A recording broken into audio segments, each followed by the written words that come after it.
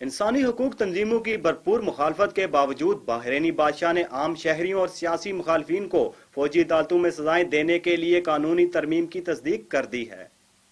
بحرین کے بادشاہ حمد بن عیسیٰ آل خلیفہ نے پارلیمنٹ کی جانب سے منظور کردہ اس قانونی ترمیم کی توثیق کر دی ہے، جس کے تحت عام شہریوں کو فوجی عدالتوں میں سزائیں دینے کی راہ ہموار ہو گئی ہے۔ قبل ازیں انسانی حقوق کے بین الاقوامی ادارے بشمول ایمنسٹی انٹرنیشنل بحرینی بادشاہ حمد بن آل خلیفہ سے پرزور مطالبہ کر چکے تھے کہ وہ عام شہریوں کے مقدمات کی سماعت کے لیے فوجی عدالتوں کو اختیار دینے سے متعلق منظور کردہ آئینی ترمیم کی توثیق کرنے سے باز رہیں، کیونکہ یہ اقدام بحرین میں مزید انسانی حقوق کی خلاف ورزیوں کے لیے راہ ہموار کرنے کا سبب بن سکتی ہے۔ بحرین کی مجلس شورا نے 5 مارچ کو آئین کے آرٹیکل 105 میں ترمیم کو متفقہ طور پر منظور کر لیا تھا،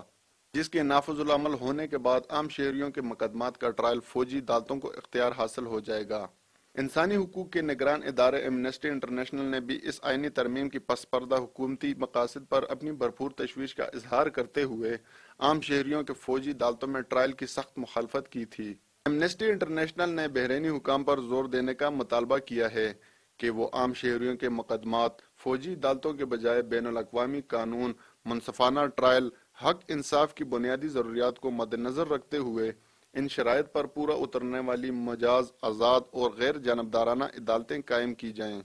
قبل ازیں بھی بحرینی حکومت 2011 کی عوامی مطالبات تحریک کے موقع پر ایسی فوجی عدالتوں کا قیام عمل میں لا چکی ہیں، جس میں سینکڑوں بے گناہوں کو سنگین سزائیں سنائی جا چکی ہیں۔